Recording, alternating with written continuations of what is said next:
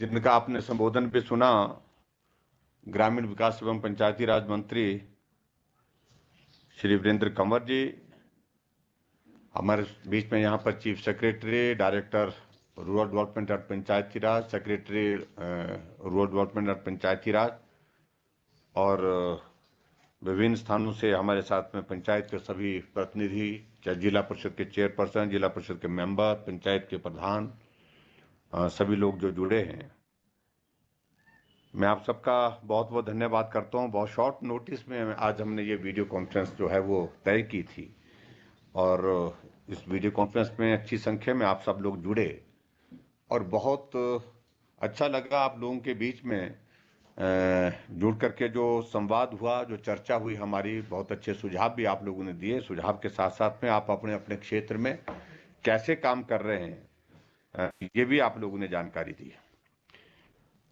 अभी कुछ दिन पहले हम एक बार पहले भी वीडियो कॉन्फ्रेंस के माध्यम से जुड़ करके बातचीत कर चुके हैं, और आज वीडियो कॉन्फ्रेंस में आप लोगों को जोड़ करके बात कहने का अभिप्राय सबसे ज्यादा यही है कि अभी ये संकट बहुत गंभीर दौर में से गुजर रहा है, और जिस बात की आप लोगों को जानकारी भी है। और जब पिछली बार वीडियो कॉन्फ्रेंस हुई थी, उस वक्त हमारी हिमाचल प्रदेश में इस प्रकार की जो रिस्ट्रिक्शंस नहीं थी, कर्फ्यू नहीं था, छोटी मोटी कुछ रिस्ट्रिक्शन थी शादियों की, गैदरिंग्स की, सोशल गैदरिंग्स की। इसके अलावा कोविड के प्रोटोकॉल से संबंधित कुछ बातों का हमने जिक्र किया था, लेकिन उसके बाद हालात में सुधार नहीं होने की वजह से हम सब लोगों ने यह तय किया कि अब हमको सख्ती कुछ विषयों पर बरतनी चाहिए, और सख्ती के साथ हमको काम करना होगा। और जो हालात बने, उस हालात के मुताबिक हमको हिमाचल प्रदेश में कर्फ्यू लागू करना पड़ा, और कर्फ्यू लागू करने के साथ साथ में हमको पब्लिक ट्रांसपोर्ट, प्राइवेट ट्रांसपोर्ट वो भी बंद करनी पड़ी, सरकारी कार्यालय भी बंद करने पड़े। वो सारी डिटेल्स आपके पास है, सारी जानकारी आपके पास है कि हिमाचल प्रदेश में कोरोना कर्फ्यू के दौरान हमने जो रिस्ट्रिक्शंस लागू की हैं, उन सारी बातों की जानकारी प्रमुख रूप से, क्योंकि आप प्रतिनिधि हैं चुने हुए, इसलिए आपके बीच में वो सारी भेजी गई हैं, आप सबको उसकी जानकारी होगी। हमारी सरकार कोशिश कर रही है कि इस संक्रमण को रोकने का हम जो प्रयत्न कर रहे हैं उसमें हम सफल हों, उस दृष्टि से भी हम काम कर रहे हैं। और इसके अतिरिक्त हम संक्रमण को रोकने के साथ साथ में जो लोग संक्रमित हो गए हैं, उनके जीवन को बचाने के लिए उनको स्वास्थ्य की बेहतर सुविधाएं उपलब्ध करके वो उनका ट्रीटमेंट ठीक प्रकार से हो, ताकि उनके जीवन को हम बचा सकें, उसके लिए हम प्रयत्न कर रहे हैं, प्रयास कर रहे हैं। ये बात सत्य है कि इस बार का संक्रमण बहुत तेजी से फैला, जैसे मैंने पिछली बार की वीडियो कॉन्फ्रेंस में भी आप सबके बीच में बात कही थी कि अब की बार का ये वायरस संक्रमण में बहुत तेजी से फैलने वाला है, और ये फैला भी शहरों तक ही। अब संक्रमण जो है सीमित नहीं रह गया, संक्रमण गांव के सुदूर इलाके में भी पहुंच गया। और उसके बाद ये भी हमने देखा कि इस बार के संक्रमण में मृत्यु दर में भी काफी बढ़ोतरी इसमें हुई है। अभी तक हिमाचल प्रदेश में जब से कोविड का ये दौर आया है, लगभग 1990 के लगभग दुखद मृत्यु हो गई है। और हम इस बात को भी देख रहे थे कि फरवरी के महीने में हिमाचल प्रदेश में अभी तक हमारा मृत्यु का आंकड़ा लगभग सिर्फ 950 था। अब ये आंकड़ा बढ़ करके 1990 के करीब पहुंच गया है, और एक्टिव केस हमारे हिमाचल प्रदेश में आज की तारीख में 36,000 का आंकड़ा छू गया है, 36,000। हॉस्पिटल में हमारे पास जो भी सुविधाएं उपलब्ध, जो भी हमने बेड कैपेसिटी जो प्लान की हुई थी, उसको और बढ़ाना पड़ा है। अब हॉस्पिटल के अतिरिक्त हमको और व्यवस्थाएं बाहर भी जोड़नी पड़ रही है। प्राइवेट सेक्टर में जो हॉस्पिटल हैं उन हॉस्पिटल को भी लेकर के वहां पर भी मरीजों का इलाज किया जा रहा है। इसलिए आप इस बात की गंभीरता को समझ सकते हैं कि पिछले कुछ दिनों में ही हिमाचल प्रदेश में और पूरे देश भर में जो कोविड का संकट बढ़ता जा रहा है, गहराता जा रहा है, उसके कारण हिमाचल प्रदेश में भी बहुत बड़ी परेशानियों के दौर में से जो है वो हम सब लोग गुजर रहे हैं। लेकिन फिर भी उसके बावजूद हमें डरने की आवश्यकता नहीं है। जितना भी संभव सरकार की ओर से हो पा रहा है, हम मजबूती के साथ इस वायरस का सामना कर रहे हैं। इसके इलाज के लिए जो भी हर संभव प्रयास किए जा सकते हैं, प्रदेश सरकार के माध्यम से वो हम प्रयत्न कर रहे हैं और उस दिशा में आगे बढ़ रहे हैं। मुझे इस बात की भी प्रसन्नता है कि केंद्र सरकार से भी हमको हर संभव सहयोग उसमें मिल रहा है। आदरणीय प्रधानमंत्री जी समय समय पर हिमाचल प्रदेश के लोगों का हालचाल हमारे माध्यम से बातचीत करके जो है वो पूछते रहते हैं। केंद्र की ओर से जो हर संभव सहयोग जो प्रदेश को मिल सकता था, चाहे वो जितनी भी सप्लाई है, सारी चीजें, और चाहे वो ऑक्सीजन की उपलब्धता की बात है, क्योंकि आज की तारीख में ऑक्सीजन बहुत महत्वपूर्ण हो गया इस कोविड के संकट में जीवन को बचाने के लिए। तो उस दृष्टि से भी हमको पूरा सरकार की ओर से मदद मिल रही है। आज की इस वीडियो कॉन्फ्रेंस के माध्यम से एक तो मैं यही जो बदले हुए जो परिस्थितियां हैं कोविड की, उसके बारे में जो चर्चा करनी थी वो चर्चा हमने थोड़ी की आपके साथ, और उसके साथ में जो बढ़ता हुआ दायित्व तो हमारा समाज का, समाज के चुने हुए प्रतिनिधियों का, उस संदर्भ में मुझे आप सबसे कुछ बात करनी है। और उसमें प्रमुख रूप से मेरा यही आपसे निवेदन है, जो अभी बातचीत आप सबके साथ हुई है उससे मुझे मालूम पड़ चुका है कि भी आप लोग बहुत बेहतरीन ढंग से अपने अपने पंचायतों में, अपने अपने क्षेत्र में कोविड से संक्रमित लोगों की मदद कर रहे हैं।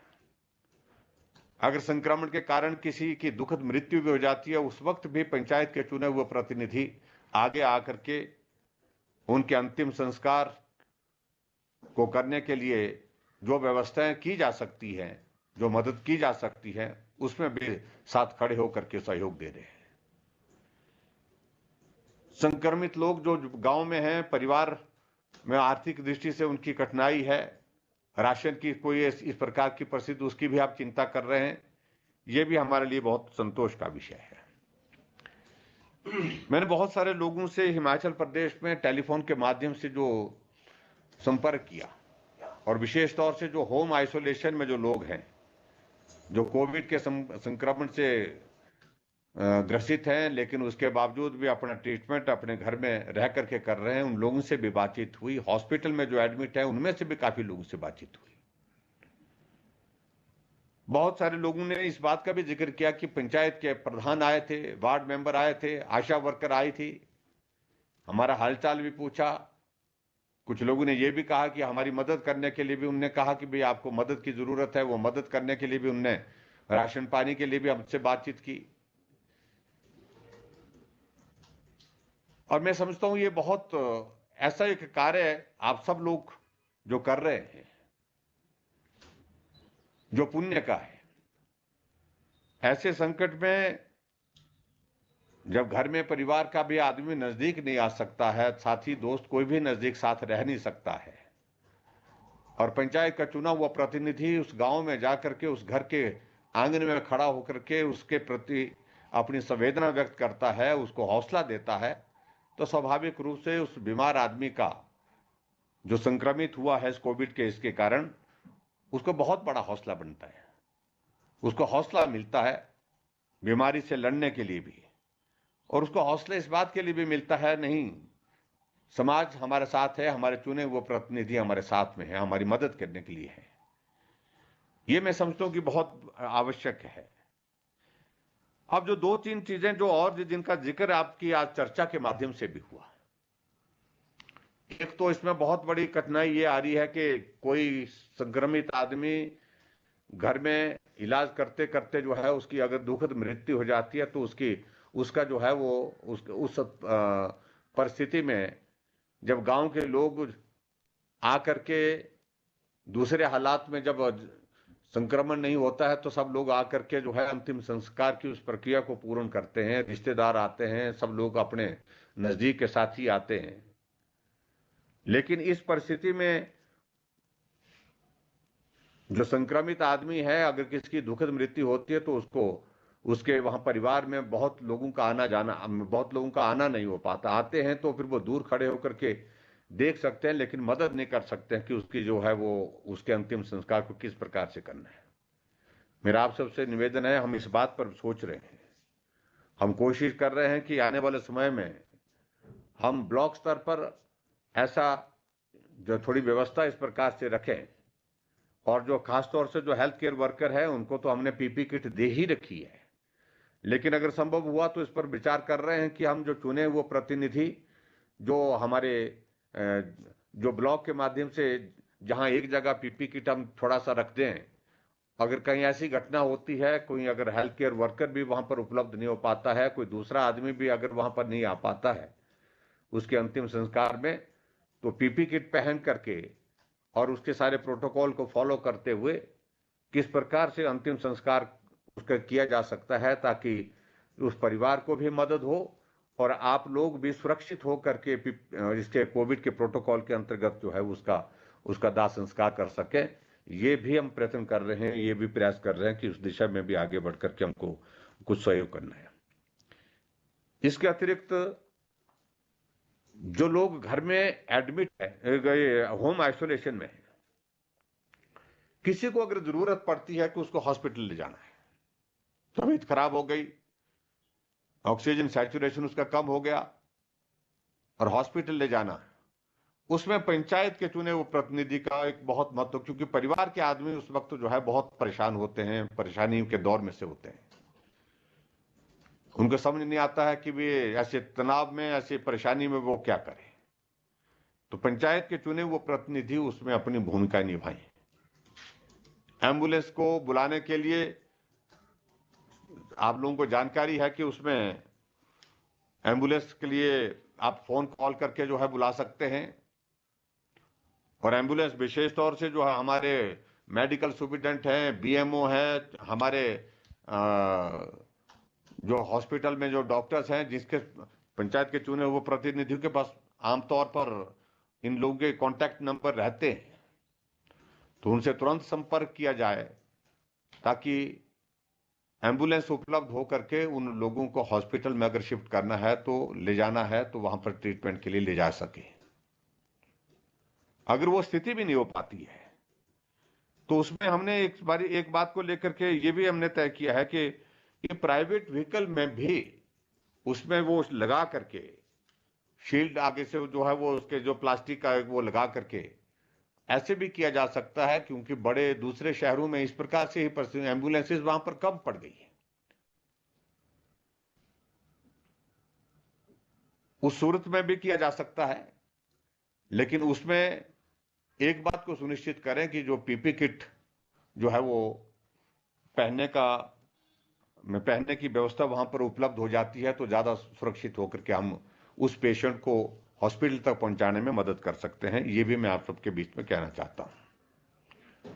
हालांकि बहुत जगह ऐसी स्थिति नहीं है जहां भी अभी तक हमने देखा है कि जो भी मरीज कोई इस तरह से होता है तो उसको शिफ्ट करने के लिए जहां से एम्बुलेंस के लिए बोला जाता है, एम्बुलेंस वहां पर पहुंचती है और एम्बुलेंस में उस पेशेंट को डाल करके हॉस्पिटल में ले जाया जा रहा है। ये तो मैं उस सूरत में कह रहा हूं, अगर बिल्कुल ऐसी सिचुएशन कहीं अगर आ जाती है तो उस सूरत में भी हमको काम करना है। ये भी मेरा आप सबसे विनम्र निवेदन है। जैसे मैंने पिछली वीडियो कॉन्फ्रेंस में भी इस बात का जिक्र किया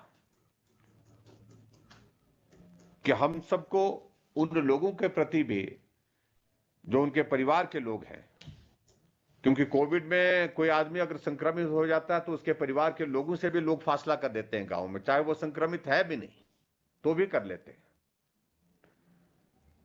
उसको कहीं काम पर लगा हुआ होता है तो काम पर से इसको छुट्टी दे, भी तेरे घर में भी वहां पर कोई कोविड का पेशेंट आ गया इसलिए उसको काम से भी छुट्टी दे दी जाती है। अगर छोटी मोटी कोई दुकान करता है तो उस दुकान में भी कोई आदमी नहीं आता क्योंकि उसके घर में संक्रमित आदमी है, ऐसा लोगों को लगता है, तो हो सकता है कि ये भी संक्रमित हो।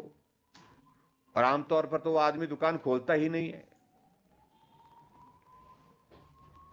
जब ऐसी सिचुएशन आ जाती है, ऐसी परिस्थिति आती है, तो कई बार ऐसे भी हालात होते हैं परिवार में, आर्थिक संकट का भी, और उसके साथ साथ में उसके घर में, परिवार में दो दो समय की रोटी का भी एक विषय आता है। तो उसमें मेरा आप सबसे निवेदन है कि यथासंभव जितना किया जा सकता है मदद आप करें।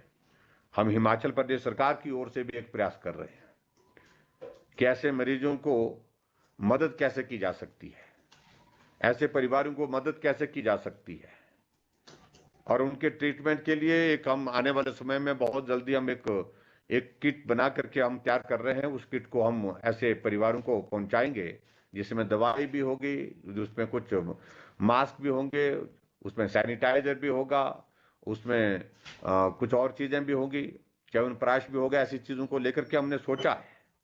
उसकी प्रक्रिया जो है वो चली हुई है, लेकिन उन्हीं परिवारों को, जिन परिवारों को जिसमें इस प्रकार से परिवार के सदस्यों को इस प्रकार का कोविड का संक्रमण हुआ है, ये मुझे आप सबके बीच में जरूर कहना है कि लोगों की इन्वॉल्वमेंट ऐसी चीजों में करने के लिए आप लोगों को आगे आकर के काम करना पड़ेगा। अब जहां एक पिछली बैठक में भी मैंने अपनी बात कही थी, जो पिछली बार वीडियो कॉन्फ्रेंस हुई थी उसमें भी बात कही थी, और मैंने उस वक्त आशंका जाहिर की थी कि अगर कोविड का ये संकट हम देख रहे हैं जिस प्रकार से बढ़ रहा है, हालात ऐसे बनेंगे कि पूरे देश भर में हिमाचल के लोग जहां जहां भी ऐसे बड़े शहरों में हैं, वो हिमाचल अपने गांव की तरफ, अपने घर की तरफ आएंगे, और बहुत बड़ी संख्या में आए हैं वो। और जो लोग आए हैं उन लोगों के लिए अब हमने रजिस्ट्रेशन का एक प्रोसेस शुरू किया है। वो रजिस्ट्रेशन का प्रोसेस के माध्यम से पहुंचेंगे। हमने एडवाइजरी जारी की है कि वो टेस्ट करके आए। अगर टेस्ट नहीं भी किया होगा, उस सूरत में भी हमने एक चीज को तय किया है कि अगर टेस्ट नहीं भी किया होगा, अगर वो आना चाहते हैं वो आए, लेकिन घर में सीधे अपने परिवार के लोगों के बीच में न जाएं, वहां होम आइसोलेशन में, होम क्वारंटाइन हो जाए, कमरे में अलग से उनकी जो है वो रहने की व्यवस्था हो, वहीं कुछ दिन रुकें। अगर संक्रमण नहीं होगा तो उसके बाद 7-8 दिन के बाद मालूम पड़ जाएगा। उसके लिए उसके बाद वो जिस तरह से सब लोगों को पहले मिलते हैं उस तरह से मिल सकते हैं। लेकिन ये इस बात को एनफोर्स करना ये सबसे महत्वपूर्ण है, क्योंकि हिमाचल प्रदेश में अभी तक जो हमने देखा कि बाहर से जो लोग आए हैं उनके साथ बहुत बड़े स्तर पर संक्रमण आया। बहुत बड़ा नंबर वही है, बाहर से आए और वहां पर गांव में वो गए, गांव में घूमे, गांव में बैठे, और बैठ करके जो है लोगों के कांटेक्ट में आए। लोगों के कांटेक्ट में आने के बाद पूरे गांव के 10 आदमी, 15 आदमी, 20 आदमी जो है वो संक्रमित हो गए। ये जिम्मेवारी पंचायत के चुने हुए प्रतिनिधियों की है। और अब तो हाई कोर्ट ने भी इस बात के लिए, हम नहीं चाहते हैं कि भी कोर्ट ऐसे मामलों में दखल करे। अब हाई कोर्ट ने भी इस बात को सुनिश्चित किया कि पंचायत के चुने हुए प्रतिनिधियों के ऊपर जिम्मेवारी तय की जाए। और हम तो इस बात को उससे पहले ही कह चुके हैं। इसलिए पहले कह चुके हैं कि आप सब लोग जिम्मेवारी के साथ काम करते हैं। आपकी पंचायत में कौन आ रहा है, कौन जा रहा है, ये जानकारी पंचायत के प्रतिनिधियों के अलावा किसी दूसरे आदमी को उतनी ज्यादा नहीं हो सकती जितने पंचायत के चुने हुए प्रतिनिधियों को। हर आदमी को मालूम पड़ हर दिन आदमी को मालूम पड़ता कि वो आदमी आया, वो आदमी गया। इस घर में 2 आदमी थे, आज 4 आदमी हो गए। 4 आदमी इसलिए हो गए क्योंकि 2 आदमी बाहर से आ गए। तो इसलिए जो भी जानकारी इस प्रकार की मिलती है तो उनसे इस बात के लिए जरूर कहें, ये बहुत जरूरी है। ये एक बहुत बड़ा कारण हिमाचल प्रदेश में ये बना कि बाहर से जितने भी लोग आए हैं उनमें से बहुत बड़ी संख्या में वो लोग संक्रमित थे। 50% से भी ज्यादा, अगर 100 लोग आए हैं तो उनमें से 50 लोग जो है कोविड पॉजिटिव निकले हैं। ये बहुत बड़ा एक विषय है जिस बात को लेकर के हम आपके बीच में आज अपनी बात कह रहे हैं। उसको गंभीरता से आप लोगों को लेना, उनको आइसोलेट करना, उनके लिए टेस्ट के लिए कहना, और उसके बाद जो है जब वो टेस्ट में नेगेटिव आ जाते हैं तो उसके बाद कोई चिंता की बात ही नहीं। एक बात को और कहा हमने कि पंचायत के चुने हुए प्रतिनिधियों को कहा कि आप जाओ गांव में, जहां भी शादी हो रही है उनको कहो शादी करो, लेकिन दाम मत करिए। अब आप लोग आज बोल रहे हैं कि सख्ती करनी चाहिए। ये अच्छी बात है। सख्ती का एक दौर अब ऐसी स्थिति में आ गया जब और कोई रास्ता नहीं रहा हमारे पास। हम आज से 4 महीने पहले से बोल रहे हैं कि लोगों को बार बार बोल रहे हैं कि भाई शादियां मत करिए, शादियां करिए लेकिन धाम मत करिए। लेकिन सुना लोगों ने, लेकिन माना बहुत कम लोगों ने। चोरी छुपे करते रहे।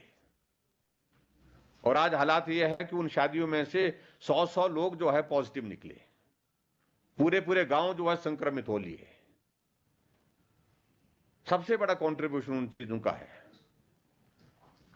और इसके बाद आज हम देखते हैं, सब जगह देखते हैं कि जब सुविधाओं की दृष्टि से इस प्रकार की कठिनाई होती है, किसी की दुखद मृत्यु होती है, तो गाली तो सरकार को दे रहे हैं।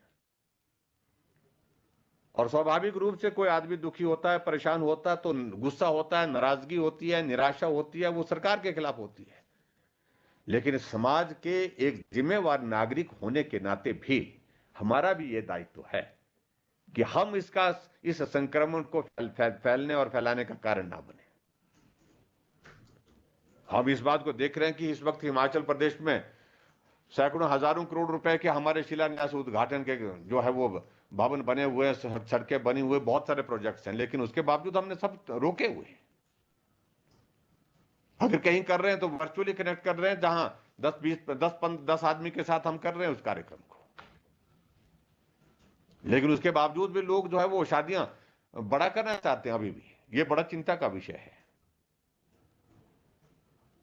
और अभी जो हमने कर्फ्यू इसलिए लगाया, इस कर्फ्यू को लगाने के लिए हमारे पास तो एक ही मात्र जो है वो कारण है कि जब हमारे समाज में ऐसी परिस्थिति आ जाती है, वो सामान्य बातों से नहीं समझते हैं, नहीं उनको मानते हैं, तो सख्ती लागू करनी पड़ती है। उस सूरत में हमने सख्ती लागू की है। और आप सब भी इस बात से सहमत हैं। मुझे इस बात से बड़ा हौसला मिला आप सबकी बात सुन करके। आप सब लोग बोल रहे हैं कि सख्ती और करनी चाहिए, और हालात ऐसे, वो ये सख्ती हमको करनी पड़ेगी आने वाले समय में, और कोई रास्ता नहीं है। अभी तक हमने 17 तारीख तक कर्फ्यू लगाया और आगे बढ़ाने की संभावना इसकी बनी हुई है। अभी तक कब तक ये लागू रखना पड़ेगा, कब तक जारी रखना पड़ेगा, हम तो तब तक जारी रखेंगे, कोशिश करेंगे जब तक हमारे जो है कि एक्टिव केस जो है आना कम हो जाएंगे। हमें इस बात से अच्छी तरह से मालूम है कि जब इस प्रकार के हम रिस्ट्रिक्शन लगाते हैं, उसके कारण इकोनॉमी को बहुत बड़ा प्रभाव पड़ता है। डेवलपमेंट के काम जो है हमारे रुक जाते हैं, वो भी प्रभावित होते हैं। लेकिन और इसके सिवाय कोई हमारे पास कोई रास्ता नहीं है। ऐसी सूरत में जो भी चीजें हमने तय की हैं, उसमें आप सबका सहयोग है, ये हमारे लिए बहुत अच्छी बात है। उसके लिए मैं आप सबका बहुत बहुत धन्यवाद करता हूं।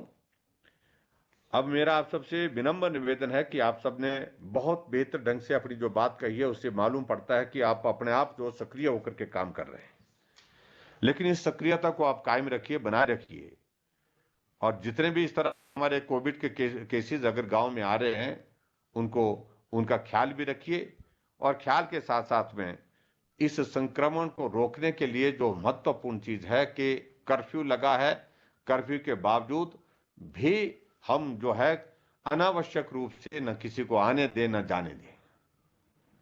भीड़ के साथ साथ में सार्वजनिक स्थान पर इस प्रकार से हमारा आना जाना बने रहना, वो एक बहुत बड़ा संक्रमण का कारण बनता है।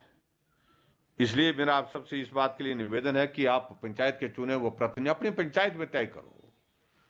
जब सख्ती है तो कर्फ्यू लगा है तो उस कर्फ्यू के नियम का पालन करते हुए हम तय करेंगे हम बाजार में अनावश्यक रूप से नहीं जाएंगे।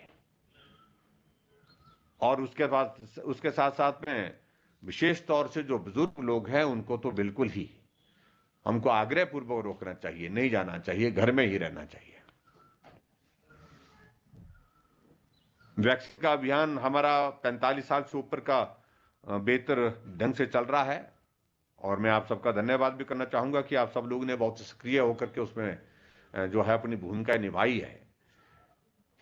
गरीब लोगों को जब आजकल बसों का हमने बंद किया है, कर्फ्यू के कारण आने जाने में कठिनाई हो रही होगी वैक्सीनेशन के लिए, जितनी मदद आप सब कर सकते हैं उसमें, किसी गरीब आदमी को घर छोड़ना, घर से लेकर के जाना, वैक्सीन करवाना, बीमार आदमी को ले जाना और ले जा करके उसको वैक्सीन करवाना, फिर छोड़ना, ये सारे काम आप सबको करने चाहिए, चुने वो, क्योंकि इस ऐसे संकट के क्षण में ये बहुत आवश्यक है, बहुत आवश्यक है कि हम सब लोगों को मिलकर के काम करना है। और आप सबसे मुझे पूरा भरोसा है, पूरा विश्वास है कि निश्चित रूप से हम इस कोविड के संकट से बाहर निकलेंगे।